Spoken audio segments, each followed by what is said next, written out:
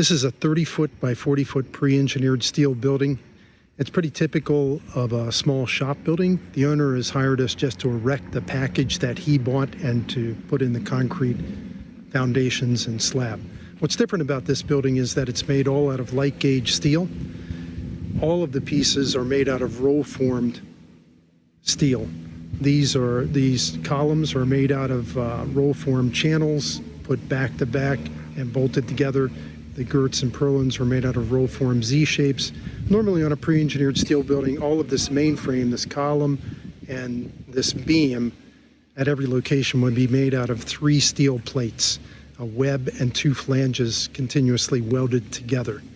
The advantage of the light gauge is you can use it on a small building with a short span. This is only 30 feet. You can probably get by with a little bit less weight of steel, which means a little bit less cost and a little bit faster delivery.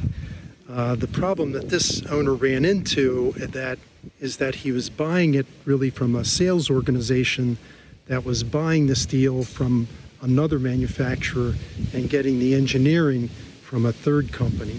So all of that led to some things that are not coordinated well, some things that I could see from having done this for 45 years that should have been done better. One thing is that the first set of drawings we got showed the basic dimensions of the building and most of the windows and doors, but it didn't have any of the parts or details we needed to erect the building.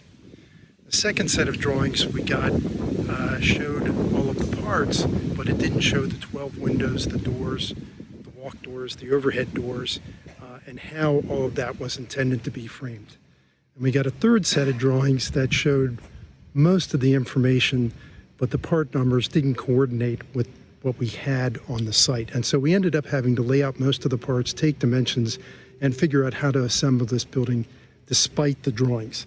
Another thing that happened is that the engineered drawings showed that the anchor bolts were supposed to be just 3-inch wedge-type anchors to hold down all of these columns. And we know from having been through many storms and from knowing the engineering side of this that the uplift on these buildings is tremendous. The uplift is actually, in many cases, more than the vertical load from snows. When you get a wind, a light building is going to want to rip out of the foundations, and 3.5-inch wedge-type anchors just are not enough.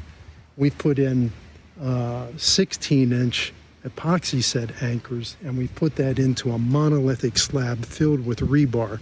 So in order for this building to fly off its foundations, it would have to take the whole foundation with it, and there's just not a strong enough wind to ever do that.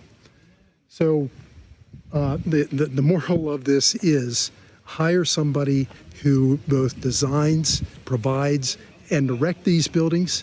That's what we've been doing for 45 years. Even if you don't have us do all of the job, we can give you some good advice. We can avoid a lot of the mistakes that this owner made. Another thing is that they did not order any insulation with the building. He should at least have insulation in the roof to prevent condensation that we know will happen on hot summer days on the underside of a metal roof. I'm Reich. I'm the CEO of Reich Construction.